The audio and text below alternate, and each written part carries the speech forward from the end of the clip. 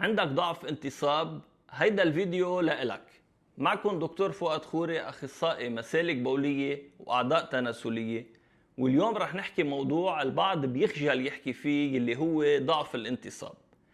أول شيء يلي لازم تعرفوه إنه الموضوع شائع أكثر من ما بتتخيلوا، لأنه أكثر من 50% من الرجال يلي عمرهم فوق 40 سنة بيشكوا من ضعف انتصاب.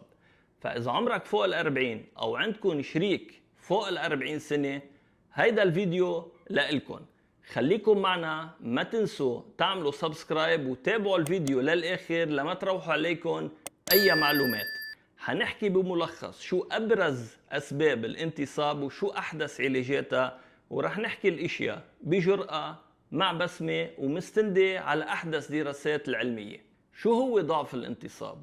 ضعف الانتصاب هو لما شخص ما يقدر يوصل لانتصاب صلب، أو الانتصاب الصلب ما يضاين ليكون الشخص خلص العلاقة. وهيدا الشيء ما لازم الشخص يستحي فيه، لأنه هيدي مشكلة طبية وأهم شيء إنه بتتعالج.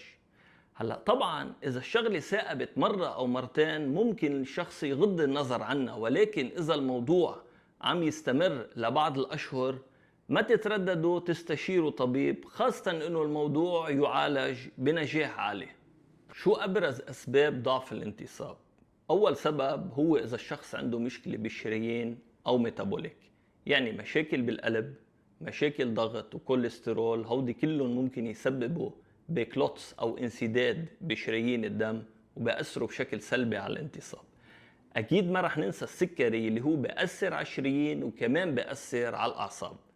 تاني سبب هن بعض الأدوية اللي الشخص ممكن يكون عم ياخدها، وأبرزها هي أدوية الضغط اللي بتأثر بشكل سلبي على الانتصاب، وكمان أدوية الكآبة والقلق. في كمان بعض الأدوية اللي ممكن تلخبط الهرمونات وتسبب بليفل أو نيفو هرمون ذكوري واطي.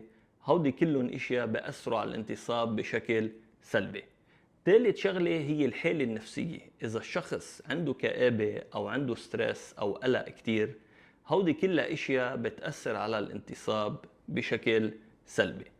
واهم شيء مثل ما حكينا بفيديو قبل هو نمط الحياة، يعني البدانة، الدخان بكترة والشرب بكترة.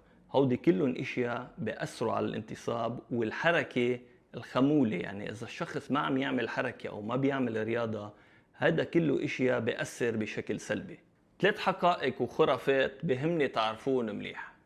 اول وحدة هو انه ضعف الانتصاب ما بيصيب الصغار وبس بيكون عند الكبار. هيدا شيء منه مزبوط، لانه فينا نشوف ضعف انتصاب عند شباب بعمر العشرين والثلاثينات.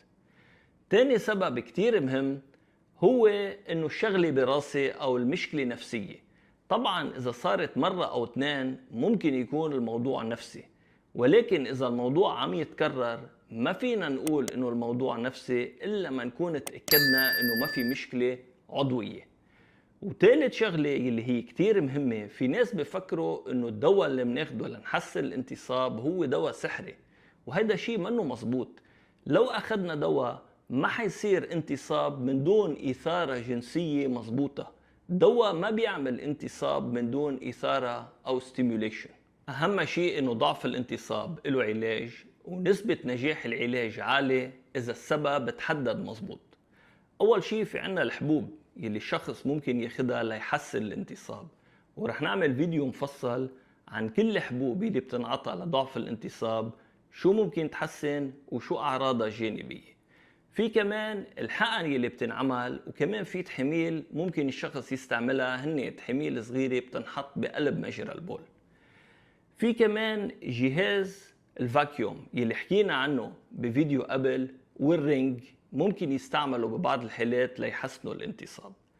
ما بدنا ننسى علاج كتير مهم يلي هو خالي من كل مواد كيميائية، خاصة إذا الشخص بده يتجنب مضاعفات، يلي هو علاج البي ار بي أو البلازما. وبحالات متقدمة أكيد في عنا عمل جراحي يلي هو بيلجأ لتركيب دعامة.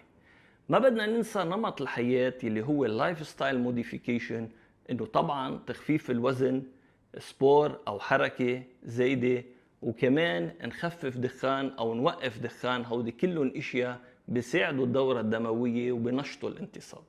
بملخص مفيد، إذا بتشكي من ضعف انتصاب ما تخجل بالموضوع، وهيدي منا نهاية حياتك الجنسية. ما تتردد تستشير طبيب المختص ليحدد لك السبب ويعطيك علاج المناسب.